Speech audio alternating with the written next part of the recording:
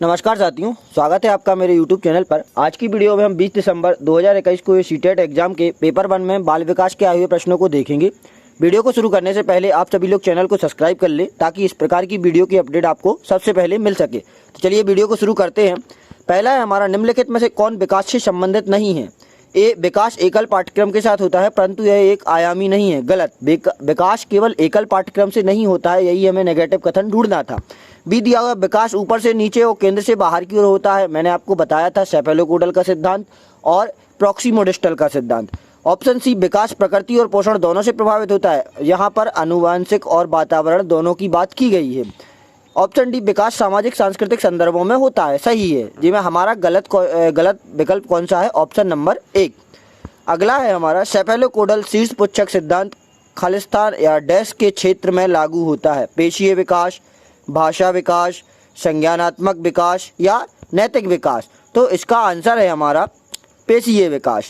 अगला है हमारा, भाषा के विकास से संबंधित एक संवेदनशील अवधि है। डैश भाषा के विकास से संबंधित एक संवेदनशील अवधि है, तो इसका आंसर है हमारा प्रारंभिक बाल्यावस्था की अवधि। अगला है डैश परिवार के भीतर तब होता है जब बच्चे सर्वप्रथम अपनी व्यक्तिगत पहचान सीखते हैं, भाषा सीखते हैं और प्रारंभिक संज्ञानात्मक कौशल विकसित करते हैं।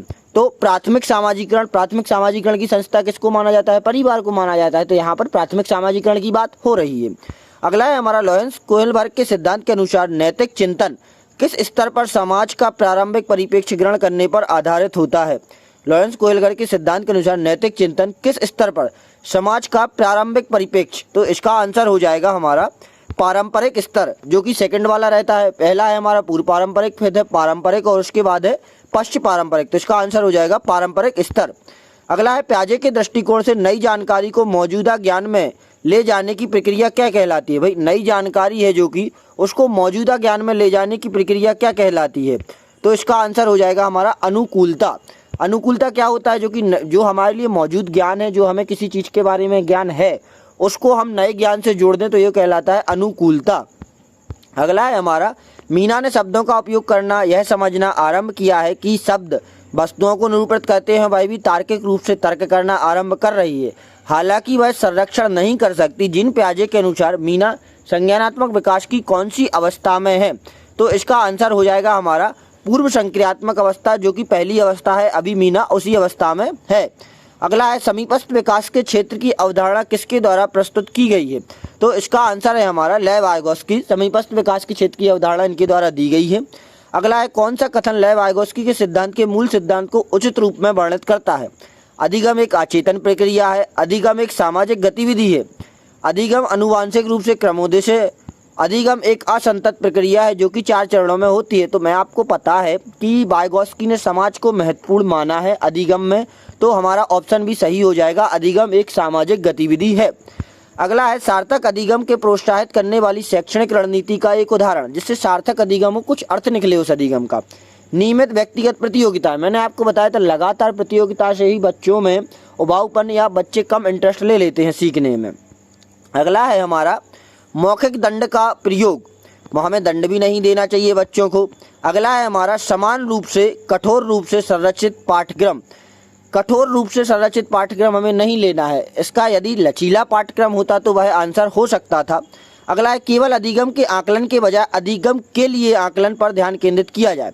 तो भाई क्या होता है? भाई इसके लिए हो जाता है जो आपको 3 शब्द मिलेंगे, अधिगम का आकलन, अधिगम के लिए आकलन, ऐसे संबंधित आपको शब्द मिलेंगे।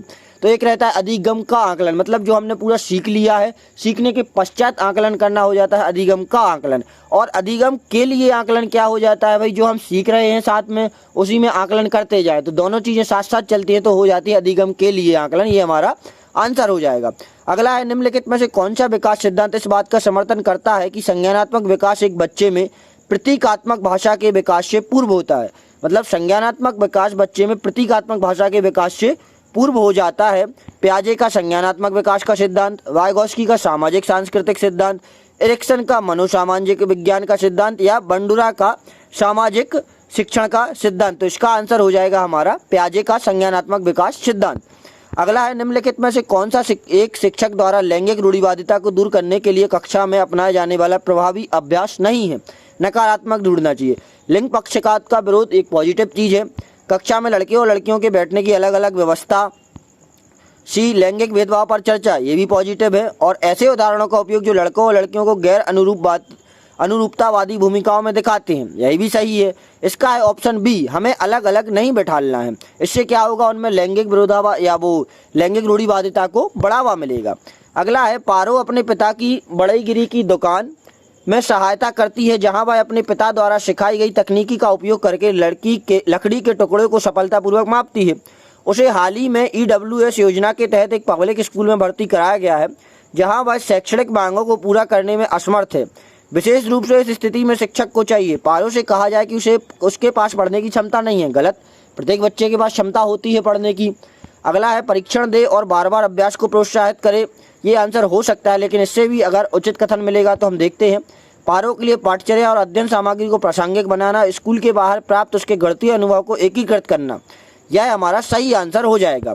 अगला है हमारा, ध्वनि, लय और शब्दों के अर्थ के प्रति संवेदनशीलता किस प्रकार की बुद्धि की विशेषता है? तो इसका आंसर हो जाएगा भाई भाषाई बुद्धि, भाषा से संबंधित। ध्वनि, लय, शब्द, ये सब भाषा से संबंधित है।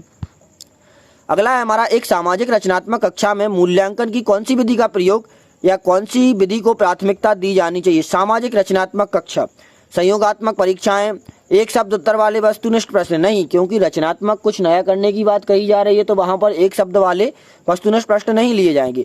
मानकीकृत परीक्षण नहीं, केवल स्मरण क्षमता आधारित परीक्षण, तो केवल लगा है, यह हमारा आंसर नहीं होगा। हमारा आंसर हो जाएगा ऑप्शन नंबर ए, संयोगात्मक परियोजनाएं। परियोजनाएं मतलब कुछ करने को देना या कुछ कार्य करना, जो प्रोजेक्ट रहता है जिसमें बच्चा स्वयं अपने अनुसार कार्य करता है। अगला है हमारा, सतत और व्यापक मूल्यांकन में निरंतर पक्ष का तात्पर्य है शिक्षण अधिगम के दौरान विभिन्न उपकरणों का उपयोग करते हुए बच्चों को निरंतर अवलोकन और सहायता, अंकों, ग्रेडों और अन्य माध्यमों से शिक्षार्थियों के प्रदर्शन की एक दूसरे के साथ निरंतर तुलना। भाई तुलना हमें नहीं करना है बच्चों की, गलत हो जाएगा। पूरे शैक्षणिक सत्र में निश्चित अंतराल में औपचारिक पेपर पेंसिल परीक्षण, भाई पेपर पेंसिल और औपचारिक परीक्षण को नकारा गया है शिक्षा शास्त्र में। ऑप्शन डी, बच्चों के याद रखने और याद करने की क्षमता का आकलन करने के लिए उनका आवधिक परीक्षण, भाई याद हमें रटने को, प्रवृत्ति को बढ़ावा नहीं देना है। ऑप्शन नंबर ए हमारा सही हो जाएगा। अगला है हमारा, छात्रों को डैश लक्ष्य निर्धारित करने के लिए प्रोत्साहित किया जाना चाहिए। निपुणता उन्मुख, विफलता उन्मुख, विफलता स्वीकार करना, आत्मबलता। तो इसका आंसर हो जाएगा निपुणता उन्मुख लक्ष्य को प्रोत्साहित किया जाना चाहिए। अगला है हमारा, निम्नलिखित में से कौन सा समावेशन का सिद्धांत नहीं है? भेदभाव, मानकीकृत निर्देश, व्यक्तिगत मतभेदों की स्वीकृति, अलग एवं चिन्हित करना। भाई निम्नलिखित में से कौन सा समावेशन का सिद्धांत? समावेशन मैंने आपको बताया था, वही एक ऐसी अवधारणा जिसमें एक ही कक्षा के अंदर समस्त छात्र, चाहे वो व्यक्तिगत भिन्नता वाले हों, तीव्र बुद्धि, मंद बुद्धि, दृष्टि बाधित, किसी भी प्रकार की समस्याओं से संबंधित हो, रोग हो, लेकिन उनको एक ही क्लास में अध्ययन कराना ही समावेशन की अवधारणा कहलाती है। तो इसका सिद्धांत है भेदभाव नहीं, मानकीकृत निर्देश नहीं, व्यक्तिगत मतभेदों की स्वीकृति। ये हमारा आंसर हो जाएगा। अगला है हमारा, आंशिक दृष्टि वाले बच्चा को घर पर आधारित शिक्षा का विकल्प चुनने के लिए प्रोत्साहित किया जाए नहीं, एक अलग संस्था में होना आवश्यक है नहीं, समावेशी प्रावधानों के साथ एक नियमित स्कूल का हिस्सा बनना चाहिए। अगला है हमारा, निम्नलिखित में से कौन सा अभ्यास कक्षा में रचनात्मकता का समर्थन करेगी? रचनात्मकता मतलब क्रिएटिविटी, कुछ नया करना। कल्पनाशील उत्तरों की स्वीकृति, सही। बुद्धिशीलता पर बल, सही। अभिसरण चिंता पर बल। मैंने आपको बताया था दो चीजें होती हैं, एक अपसारी चिंतन और एक अभिसारी। अभिसारी चिंतन और अपसारी। अपसारी चिंतन में क्या करते हैं हम? खुले ओपन माइंडेड थिंकिंग करते हैं, ओपन बॉक्स थिंकिंग, जिसमें हम अपने अनुसार आंसर को दे सकते हैं, लेकिन अभिसरण में एक निश्चित आंसर रहता है, तो ये हमारा गलत हो जाएगा। चौथा, असहमति के प्रति सहिष्णुता, तो इसका आंसर हो जाएगा हमारा पहला, दूसरा और चौथा। अगला है हमारा, निम्नलिखित में से कौन सी रणनीति आपकी कक्षा में ऑटिज्म से पीड़ित बच्चे की सहायता करने के लिए समावेश के दर्शन के अनुरूप नहीं है, जिसे समूह गतिविधि का सामना करने में मुश्किल होती है? भाई समूह कार्य के दौरान उपयोग की जाने वाली उपयुक्त दृश्य और लिखित सामग्री देना, बच्चों को कम शोर के साथ सहज वातावरण में जोड़े में काम करने देना, बच्चे के विशेष विद्यालय में पढ़ने के लिए भेजना, ये तो नहीं होगा। नियमित कक्षा में ही उपचारार्थ शिक्षक की समर्थन मांगना, यह भी नहीं होगा।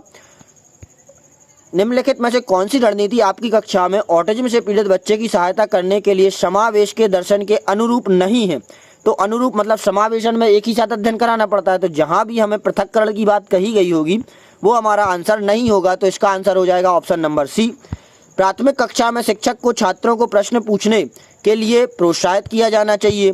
अगला है कथन, छात्रों की पाठ्य ज्ञान को पुनः प्रस्तुत करने की उनकी क्षमता का निर्माण करने के बजाय स्कूल को बच्चों को बोलने, उनकी जिज्ञासा को पोषित करने, चीज़ों को करने, प्रश्न पूछने, चर्चा में शामिल होने और समूह कार्य करने में सक्षम बनाना चाहिए। बिल्कुल सही कथन है। कारण, अधिगम अपनी प्रकृति में सक्रिय और सामाजिक है, तो वही दोनों ही सही है और व्याख्या भी कर रहा है।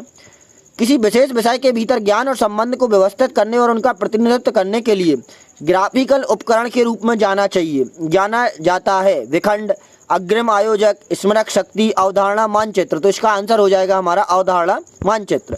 अगला है, उस उदाहरण का चयन कीजिए जो आंतरिक प्रेरणा को दर्शाता है, मतलब जो हमें अंदर से प्रेरणा है, बाहर से ना आए। तो ए, रोशनी परीक्षा में अच्छा स्कोर करने के लिए कड़ी मेहनत कर रही है क्योंकि उसके माता पिता ने उसे 90% से ऊपर आने पर एक घड़ी देने का वादा किया। ये बायोत्प्रेरक हो गया, भाई घड़ी मिलेगी इसलिए वह पढ़ रहा है। रूमी ने अपना गृह कार्य पूरा किया ताकि उसके माता पिता उसे टीवी देखने दे, यह भी बाह्य प्रेरणा है। रमा अधिक किताबें पढ़ती है ताकि उनका नाम अपने शिक्षक की प्रशंसा जीतने के लिए रीडिंग स्टार में सबसे पहले हो, ये भी बाह्य प्रेरणा है। रवि अपनी परियोजना के लिए विभिन्न संसाधनों की खोज कर रहा है क्योंकि उसे नई चीज़ें सीखना पसंद है इसलिए कर रहा है, तो ये आंतरिक प्रेरणा है। छात्रों को चिंता से निपटने में मदद करने के लिए इनमें से कौन सी रणनीति प्रभावी नहीं है? उन्हें प्रभावी और सार्थक अधिगम के तरीके सिखाना, यह प्रभावी है। यथार्थवादी अल्पकालिक लक्ष्य निर्धारित करना, यह भी सहायता करेगा। उन्हें उनकी चिंतित भावना के स्रोत को पहचानने में सहायता करना, यह भी पॉजिटिव है। कक्षा के छात्र प्रदर्शन की एक दूसरे से तुलना करना, यह नेगेटिव कथन है, हमारा आंसर हो जाएगा। अगला है, गणित की शिक्षिका रचिता अपने छात्रों द्वारा कथनात्मक योग के लिए लागू किए जाने वाली सही क्रियाविधि की पहचान करने में की गई त्रुटियों का विश्लेषण करने का प्रयास कर रही है। वह ऐसा करती है, दूसरों की तुलना में अधिक त्रुटि करने वाले छात्रों को अलग करें, नहीं। सजा के रूप में उन्हें प्रश्न दें, गलत। त्रुटियों के अधिक अभ्यास देकर सुधारें, त्रुटियों को समझें क्योंकि वे बच्चों के चिंतन की क्षमता का मार्ग है, यही हमारा आंसर हो जाएगा। अगला है, राष्ट्रीय शिक्षा नीति 2020 किस पर बल देती है? परीक्षा के लिए सीखना, कभी नहीं। रटन अधिगम, कभी नहीं। कार्य एवं अभ्यास, गलत। वैचारिक समझ है हमारा आंसर हो जाएगा।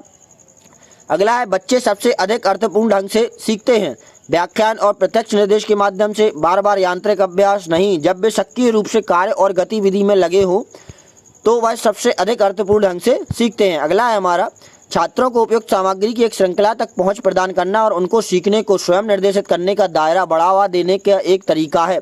रटन अधिगम, नहीं। प्रतिस्पर्धी शिक्षा, नहीं। अनुसंसाधन अधिगम, निर्देश के माध्यम से सीखना, तो इसका आंसर हो जाएगा अनुसंधान अधिगम। अनुसंधान मतलब खोजना या बच्चा स्वयं कुछ करे, नया करे, खोजना, तो इसमें क्या हो जाएगा, वह स्वयं करेगा चीज़ों को, सबसे ज़्यादा एक्टिव रहेगा और सबसे ज़्यादा सीखेगा। तो ये हमारे प्रश्न हुए ख़त्म। मिलते हैं हम अगली वीडियो में। यदि आपको वीडियो पसंद आई हो और जानकारी अच्छी लगी हो तो वीडियो को लाइक करें, चैनल को सब्सक्राइब करें। मिलते हैं अगली वीडियो में, धन्यवाद।